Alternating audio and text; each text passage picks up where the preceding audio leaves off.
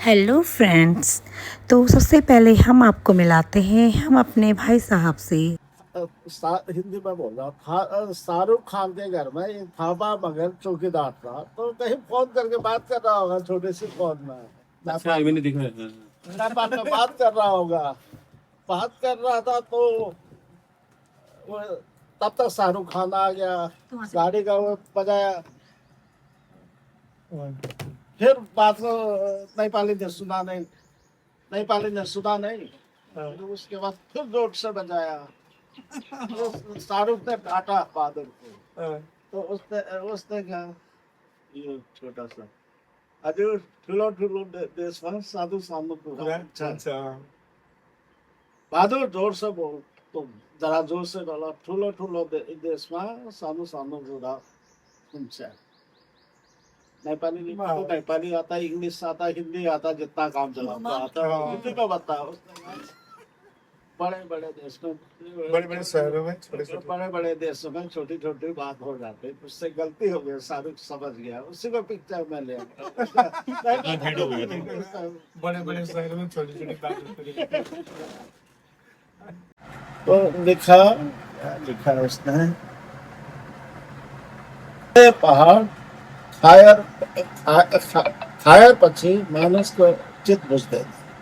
सिंगे पहाड़ फायर पने मानसको चित बुझ देना। इसका मतलब मालूम है आपको? मैं बता रहा, सिंगे सागर पियर पने उनका तिरखा मिट देना।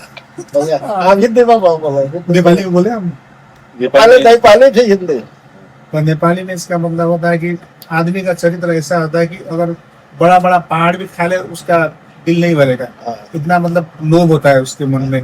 और सागर पूरा पी ले तब भी उसका प्यास नहीं मिटती। अच्छा। इतना लोभ लालच होता है आदमी लोग के मन में। तो पति खान उसने नेपाली में सिंगे पहाड़ फायर पने मानस को चित बुझ देना, सिंगे सागर पियर पने उनको तिरखा मिट देना। मतलब इतना भूख लग गया, विशाल पहाड़ खा लेगा तब भी तृप्त नहीं होता, और इतना प्यासा है कि अगर पूरा सागर भी पी लेगा तो उसका प्यास नहीं बुझेगा। वैसे आजकल केपी शर्मा और ये सब हम अभी नेपालगंज से राप्ती पार जा रहे हैं, और रिसोर्ट में भैया जी जो आगे मोटरसाइकिल में जा रहा है उनका रिसोर्ट में जा रहे हैं। पहले ये अमेरिका में थे 4-5 साल, अमेरिका में कमा के यहाँ रिसोर्ट।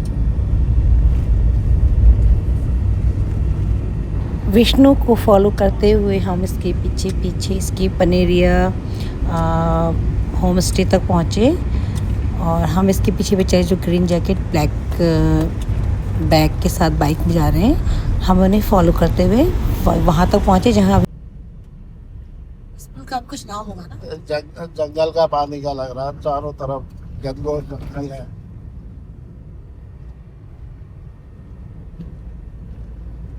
ये मिलन चौक आ गया।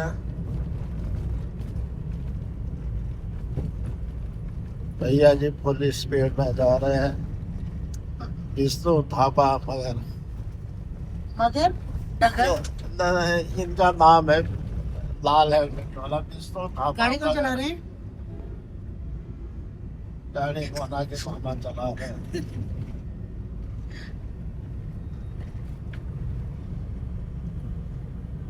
यहाँ रखते भी घुमा दे।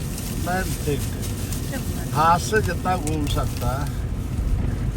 यह राप्ती पुल 342 मीटर लंबाई का पुल है।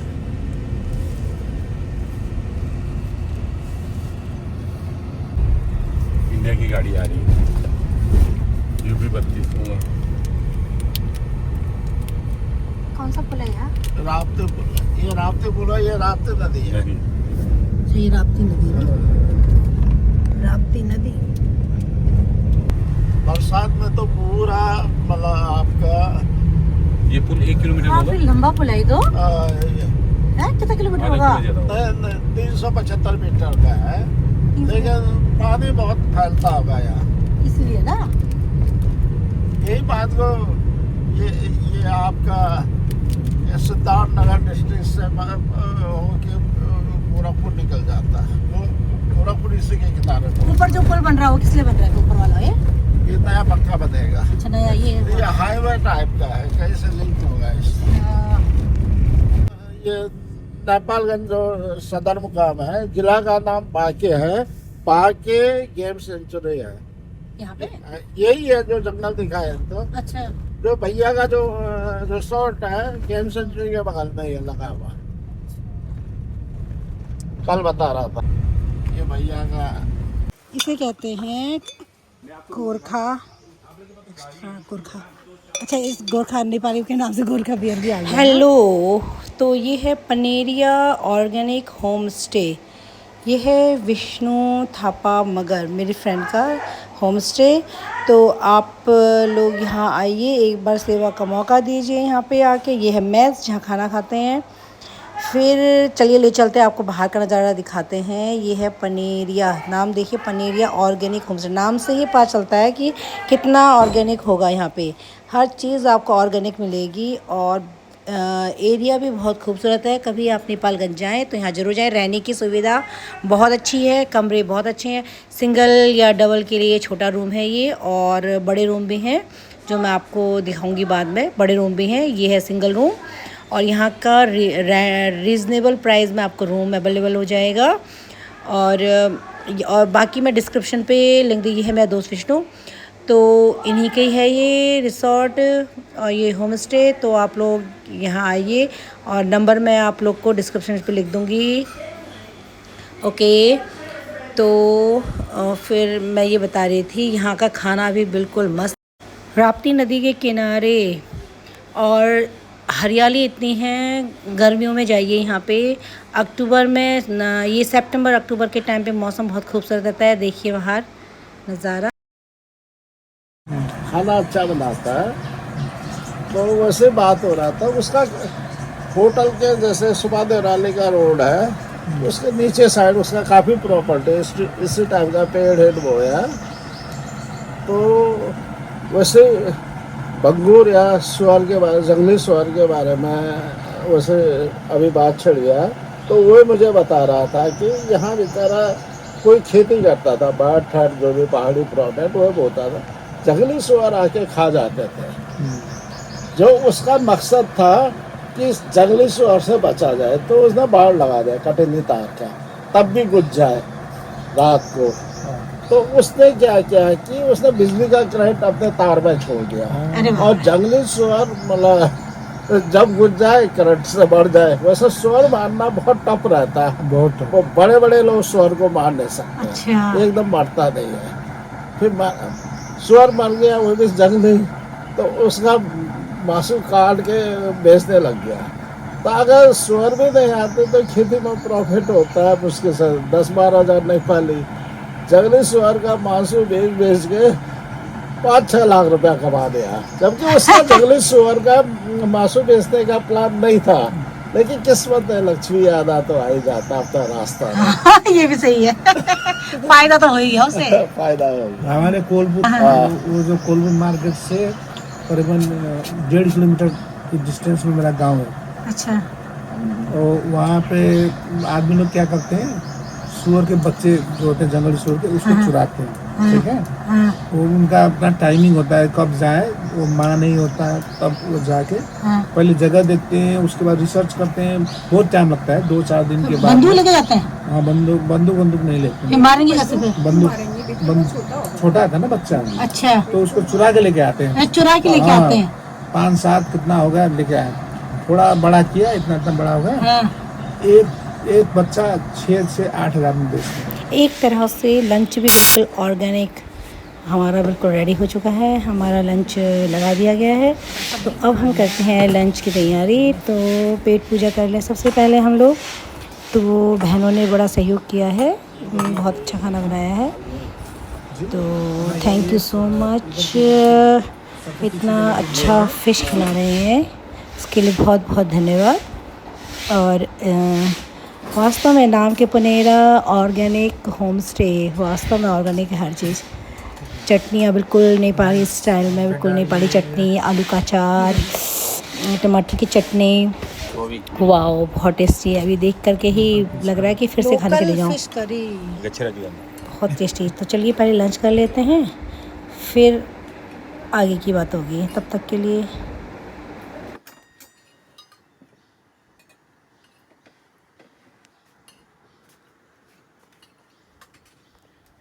नेपाल वाला साढ़े 9 साल का, हाँ, 9:30।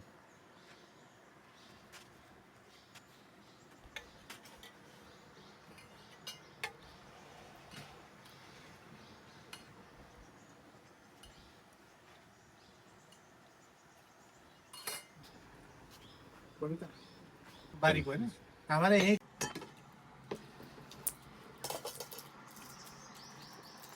आलू के साथ कच्चा कच्चा क्या चीज है? आलू के साथ कच्चा कच्चा वो होगा कुकुम्बर। क्या बोलते हैं ककड़ी? हाँ ककड़ी है ना?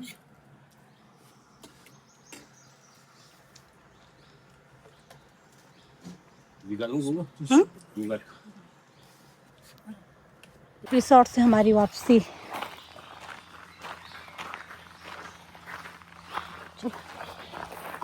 चलो चलो वापसी हो रही है हमारी अब यहाँ से।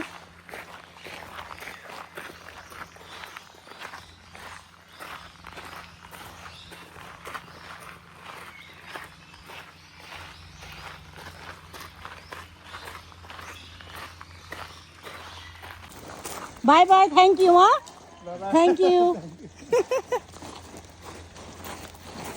थैंक यू उन बहनों के लिए जिन सिस्टर्स ने, बहनों ने हमारे लिए बहुत टेस्टी टेस्टी खाना बनाया था। Thank you so much. आलू का जो कल्चरल वो रखते नहीं है अनाज, हाँ हाँ, देहरी बोलते हैं उसको। अच्छा, उसी का वो बनाने का ट्रेनिंग हुआ था, उसी का ट्रेनिंग का ये क्या बनाने के लिए मतलब? अनाज रखने का। अच्छा, अनाज रखने का। अच्छा, तो ये फ्रीज हुआ थारू लोग का। हाँ, फ्रीज में आराम से। अच्छा, वो सामान सब इसमें रखते होंगे ना? उसका ट्रेनिंग हुआ था यहाँ पे। अच्छा, तभी मैं अभी बता रहा था वही तो हाँ हाँ चीज़ हाँ है। हाँ, सही कह रहे हो। ये ऊपर क्या है आपका? ऊपर बैठ के खाने का है। ये राप्तीपुर पे हम लोग सफर कर रहे हैं अभी। ये 375 मीटर का पुल है। ये नया पुल बनने के बाद ये पुल बंद कर देंगे शायद। अच्छा है ना? क्या पता डबल कर दे दोनों साइड से। ये पुल अच्छा है। आइए अंजलि जी, आइए, आप ही का इंतज़ार था। तो हमने यहीं मिलने का वादा किया था कि दोनों हम यहीं पर मिलेंगे। तो आज अभी हम लोग यहाँ मिल के शॉपिंग की है हमने बहुत सारी। इतनी तेज़ धूप में कौन ही घूमता होगा हमें छोड़ के। देखो इतनी गर्मी में घूमने गई हूँ मैं। तो हम चल पड़े हैं और गर्मी खाते हुए घूम रहे हैं इतनी तेज़ धूप में। अब अभी तो ऐसा लग रहा है कि मैं इतनी धूप में क्यों आई हूँ, ऐसे घर पे क्यों नहीं बैठी हूँ। बड़ा अजीब सा लग रहा है, लेकिन शॉपिंग करते समय बड़ा मज़ा आ रहा है। तो अंजलि और मैं निकल रहे हैं यहाँ सफ़र में।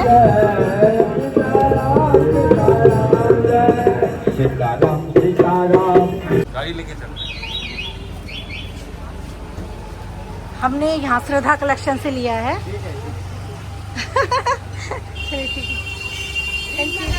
हाँ, कोई पानी पियो। कोई ले जाने वाला ले जा रहे हैं। इसको सीधे लेके जाते हैं, है ना? यहाँ इसको ले जाते हैं सीधे। ये पानी वो भी यहाँ शॉपिंग करने आए थे हम लोग पहले ना, यहाँ इसके अंदर से घुसते हैं। अब हम चलेंगे सीधे लस्सी पीने। देखो अंजलि कहाँ की हमें लस्सी पिलाती है। ये है बाबा लस्सी स्वीट हाउस, नेपालगंज का सबसे फेमस लस्सी वाला। यहाँ की लस्सी इतनी टेस्टी है कि मोती महल के लस्सी को फेल कर देगी। आई थिंक सो, हाँ, क्योंकि मैंने जब यहाँ की लस्सी पीने के लिए गए तभी लगा कि लस्सी को देख के लग रहा था कि इस लस्सी में कुछ तो बात है। और इस तरह से अंजलि ने सबके लिए लस्सी ऑर्डर किया और आज की लस्सी अंजलि के नाम की ऑर्डर कर रही है अंजलि। सब लस्सी पियेंगे हम लोग, किसी ने भी मना नहीं किया। गर्मी का मौसम हो, ठंडी ठंडी लस्सी हो तो वाओ का मज़ा ही कुछ और होता है। तो अंजलि ये जा रही है पेमेंट करने के लिए, पैसे पहले पेमेंट करना है और फिर अंजलि ने ऑर्डर दे दिया है लस्सी का। अब हम कर रहे हैं वेट और लस्सी ने ज़्यादा टाइम न लगाते हुए लस्सी वाला भी अब कहाँ है? बाबा स्पेशल बाबा लस्सी फ्रॉम सब लोग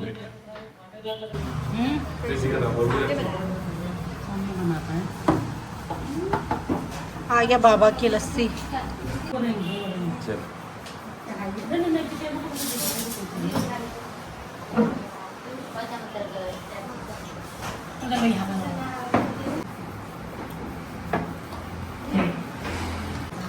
कैसा है स्वाद?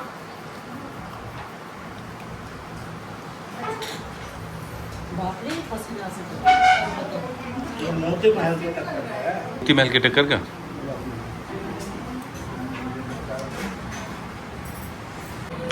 ओके लो आप आए धीरे धीरे धन्यवाद। एक यहाँ बोल लेते समय दिया बहुत बहुत धन्यवाद। हमें समय यहाँ एक बार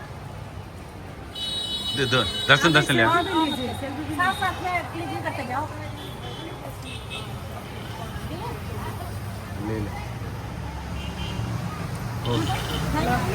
दो तीन महीना बंद रहा है, रिपेयरिंग का चल रहा था, शायद रिपेयरिंग कल पूरा हो गया, अब गाड़ी खोल दिया, शायद कल ये बंद था।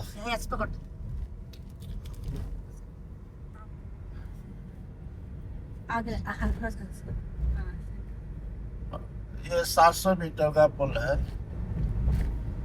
ये घाघरा नदी दो पार्ट में बह रहा है।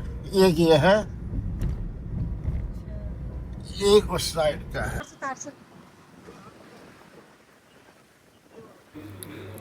अब वो घड़ी भी आ गई जब हमें अब वापस जाना है, तो हमारी लखनऊ के लिए वापसी हो रही है। तो आप सभी का तहे दिल से धन्यवाद, शुक्रिया फॉर सपोर्टिंग मी। मेरे 1K सब्सक्राइबर करने के लिए आप लोग का बहुत बहुत दिल से धन्यवाद। और ऐसे ही आप लोग मेरे सब्सक्राइबर बढ़ाते रहिए और बढ़ते रहें, 1 मिलियन हो जाए और फिर मैं आप लोग को कहूँ थैंक यू सो मच और एक बड़ा सा केक काटूँ और सिल्वर बटन को दबाऊँ। तो धन्यवाद आप लोग का, बहुत बहुत धन्यवाद। तो देखते रहिएगा, सब्सक्राइब करिएगा, लाइक करिएगा, कमेंट करिएगा।